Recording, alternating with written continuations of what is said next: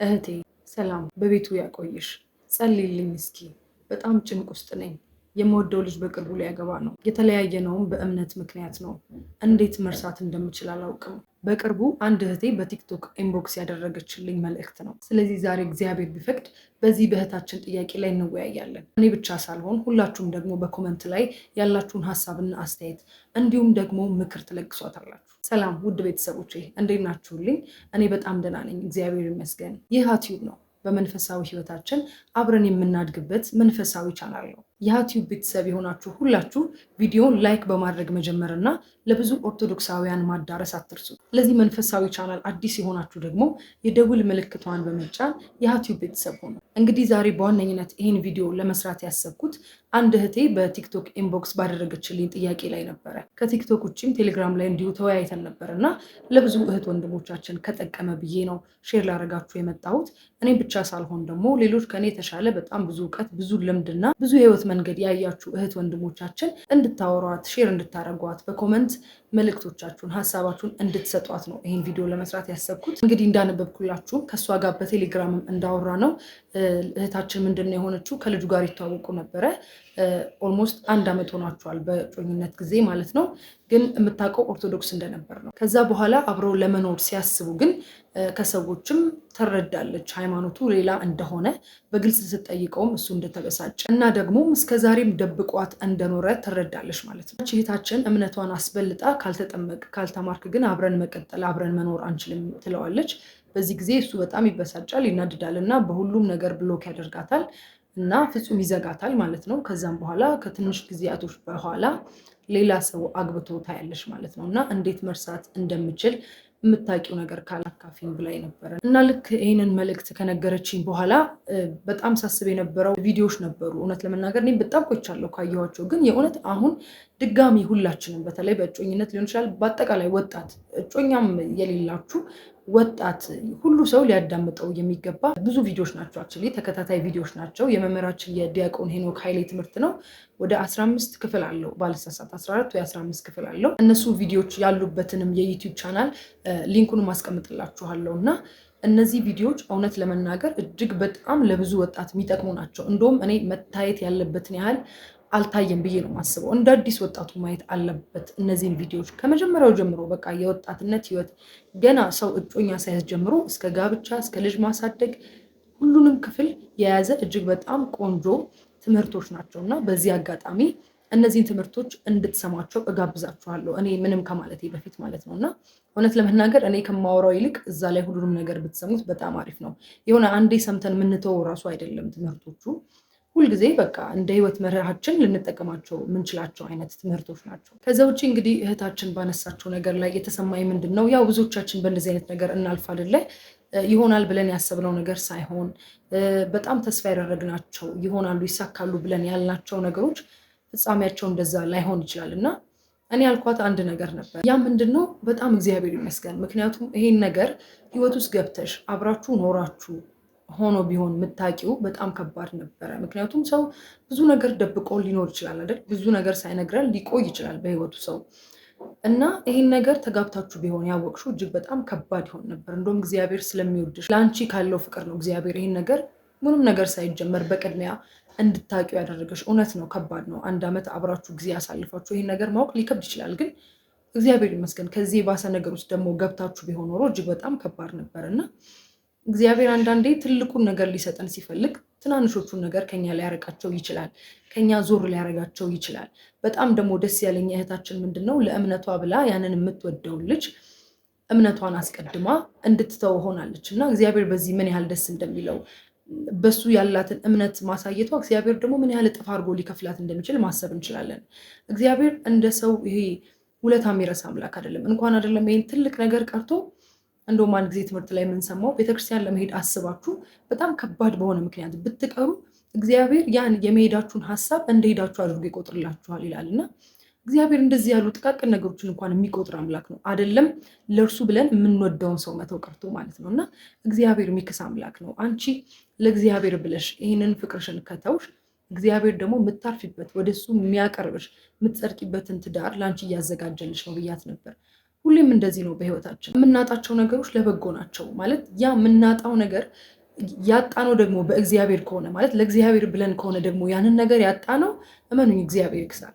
እንኳን አይደለም እግዚአብሔር ሰው እንኳን ለሱ ብለን የሆነች ነገር ካደረግንለት ውለታ የማይረሳ ሰው በቃ ብዙ ነገር ሊያደርግልን ይፈልጋል አይደል? እግዚአብሔርን ደግሞ አስቡት እንዴት አድርጎ ውለታችን ሊመልስ እንደሚችል። ከዛ ውጭ ደግሞ አንዳንዴ የሆነ በብዙ መንገድ ከዚህ በፊትም አውርተነዋል አይደለ? ከእግዚአብሔር የራቀን በሆነ ጊዜ አንዳንዴ የምንርቅባቸው ታይሞች አሉ አይደለ? በብዙ ነገር ወይ ለምነን በተቀበልነው ነገር ልንርቅ እንችላለን፣ ተቀበለን ልንሮጥ እንችላለን እና በዚያ ጊዜ እግዚአብሔር ከሰጠን ነገር ይልቅ የሚፈልገው እኛን ስለሆነ ሌላ አንድ ነገር ሊልክብን ይችላል፣ ወደሱ እንድንመለስ የሚያደርገን ነገር። ያው እኛ በተፈጥሯችን የሆነ ነገር ኮሽ ስትል አይደል ወደሱ የምንመጣው።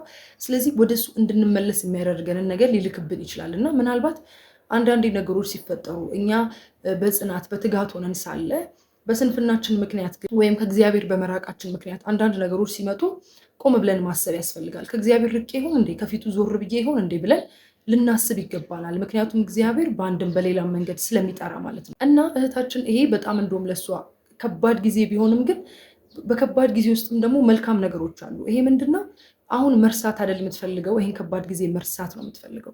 ሊያስረሳ የሚችል ወደፊትም ሊሰጣት ያሰበውን ነገር የሚሰጣት እግዚአብሔር ብቻ ነው እና ይሄ ጊዜ እንደውም እሷና እግዚአብሔር በጣም የልጅና የአባትነት ጊዜያቸውን የሚያሳልፉበት በጣም መልካም ጊዜ ነው። ምናልባት ይሄ ሪሌሽን የተጀመረው ባለፈው እንደተነጋገር ነው እግዚአብሔርን ባላማከለ ሁኔታ ሊሆን ይችላል፣ የእሱን ፍቃድ ባልጠየቀ ሁኔታ ሊሆን ይችላል። አሁን ግን እግዚአብሔር ይህንን ጊዜ ሲሰጣት ሄዳ አንተ ፈቀድከው ይሁን ብላ እሱን አስቀድማ በጸሎት የምትጀምረው በእግዚአብሔር ፍቃድ የምትጀምረውን መልካም የሆነ ትዳር እግዚአብሔር ሊሰጣት ይህን ጊዜ ሰጥቷት ሊሆን ይችላል። ምክንያቱም ባለፈው እንደተነጋገርነው የእጮኝነት ጊዜያችንም ሊሆን ይችላል፣ የወጣትነት ጊዜያችንን እግዚአብሔርን ያላማከሉ ሊሆኑ ይችላሉ እቅዶቻችንም እና ይሄ እድል በጣም ትልቅ እድል ነው። አሁን እንደ አዲስ መጀመር የምትችልበት እድል ነው እግዚአብሔር የሰጣት እና ሄዳ ከእግዚአብሔር ጋር ጊዜ ማሳለፍ ይሄን ማስረሳት የሚችልም መስጠትም የሚችልም እግዚአብሔር ስለሆነ ቀድመን ሰጪውን አይደለ መያዝ ያለብን ብለን የተነጋገር ነው። ስለሆነም ከሚሰጠን ነገር ይልቅ ከሰጪው ጋር ያለን ግንኙነት መልካም ከሆነ አባታችን ወይ ብለን የምንጠራውን እግዚአብሔርን የምርም ልጆቹ ሆነን መገኘት ከቻለን ሌላው ነገር ትርፍ እንደሆነ ይገባናል። እና እህታችን ይሄን ጊዜ እንድትጠቀሚ ያስፈልጋል። ይሄ ነገር ለእሷ ብቻ አይደለም፣ ለሁላችንም በሁሉም የህይወት ዘርፍ ሊሆን ይችላል። ጓደኝነት ወይም ፍቅረኛ ብቻ ላይሆን ይችላል አይደለ? በብዙ የህይወት መስክ ይሄ ነገር ይሰራል። አንዳንዴ ድርቅ የምንልበት ታይም አለ አይደል? እኔ ብዙ ጊዜ ራሴን አስተውለዋለሁ እና ይሄን ካልሰጠኝ ብዬ ድርቅ የምልበት ታይም አለ እና ያን ነገር ካልሰጠኝ በቃ ጸብ ነው። ቆይቶ ይሄን ነገር አንደርስታንድ ማድረግ የጀመርኩት የሆነ እርግጠኛ እንሆናለን፣ እኛ የፈለግነው ነገር እንደሚጠቅመን እርግጠኛ እንሆናለን። ግን ደግሞ ሁሉን የሚያውቅ እግዚአብሔር ነው። እንደማይጠቅመን ደግሞ እግዚአብሔር ስለሚያውቅ እያባበለን ቢሆን ያንን ነገር ከኛ ያርቀዋል። ስለዚህ ነቃ ብለን ያ ከኛ የራቀው ነገር ምንም ለኛ ጥቅም እንደሌለው ቢሆን ነው እግዚአብሔር ከኛ ያራቀው ብለን እርሱ ራሱ ዋና ሰጪውን መፈለግ። ይሄ በጣም የጥሞና ወደ እግዚአብሔር የመቅረቢያ እሱን የመፈለጊያ ጊዜ እንደሆነ አስባለሁ። በዚህ በከባድ ጊዜ መጠጊያሽ መሸሻሽ ሊሆን የሚገባው እግዚአብሔር ነው። የሚያስረሳሽም እግዚአብሔር ነው። ይህን ነገር ለማንም ብንነግረው ሰው ሊረዳን አይችልም አይደለ? እዛ ሰው ቦታ ሆነን ካላየ ነው በጣም ከባድ ነው። ስለዚህ ማንም ይህንን ነገር ሊያስረሳን አይችልም። አንደኛው መፍትሄው እግዚአብሔር ብቻ ነው። ስለዚህ ይሄን ታይም ከእግዚአብሔር ጋር ያለሽን የልጅና የአባት ፍቅር ለማደስ ከእሱ ጋር ለመነጋገር ፍቃዱን ለመጠየቅ ወደ እሱ የሚመራሽን ሰው ለመጠየቅ ከእግዚአብሔር ጋር የምትሆኝበት በጣም ምቹ ጊዜ ነው። እርሱን ለመርሳት ስትይ እግዚአብሔርን በጣም እያስታወሹ ዋናውን ሰጪው እያሰብሹ ትሄጃለሽ። ስለዚህ ይህን በጎ ነገሩን አስቢ። ሌላው ደግሞ ለእግዚአብሔር ብለሽ ለእምነትሽ ብለሽ ነውና ይህንን ነገር ያደረግሽው እግዚአብሔር እንደሚክስሽ አስቢ። በተጨማሪም ይህን ነገር ያወቅሽው በጊዜ በመሆኑ እግዚአብሔር ይመስገን። እውነቴን ነው።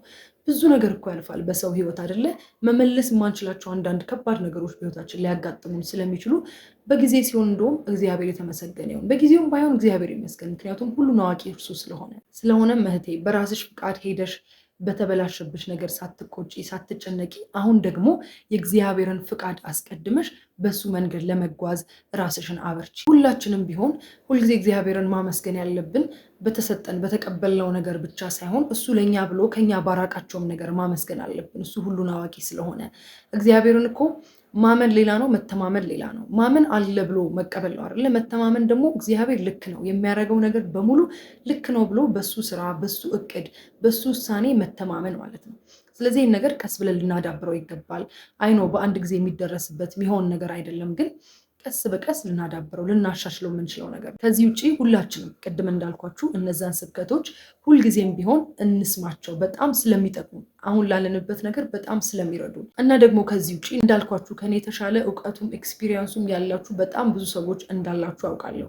እኔ አጋጣሚውን ስላገኘው ጥያቄው ወደ እኔ ስለመጣ ተናገርኩ እንጂ እኔ ምናልባት እዚህ ጋር ቁጭ ብዬ የምሰማበት ታይም ነበረ። ግን ይህን ቪዲዮ የሰራሁት ለምንድን ነው? ኮመንት ላይ ሼር እንድንደራረግ እንድንማማርበት። የዩቲዩብም ሀሳብ በዋነኝነት ይሄ ነው። አንድ ሰው ኮመንት ላይ ገብቶ የሚያነበው ጽሁፍ በጣም ብዙዎችን ይረዳል እና የምታውቁትን ያሳለፋችሁበትን የህይወት ልምዳችሁን ለእህታችንም ይሁን ለሌሎች ሰዎች ኮመንት ማድረግ አትርሱ። ሁሌም ክርስትና እንደዚህ አይደለ? አንዱ ሲደክም አንዱ ማበርታት አለበት። ሁላችሁም ደግሞ እህታችንን በጸሎታችሁ አስቧት። ኮመንታችሁንም ደግሞ እንጠብቃለን። እግዚአብሔር ቢወድና ቢፈቅድ በሚቀጥለው ደግሞ በሌላ ቪዲዮ እንገናኛለን። ሁሌም እንደምንለው ክርስቲያናዊ መንፈሳዊነት ዘለዓለማዊነት ነውና የእግዚአብሔርን ፈቃዱን በመፈጸም የምንናፍቃትን ተስፋ የምናደርጋትን መንግስቱን ለመውረስ የበቃን ያድርገን።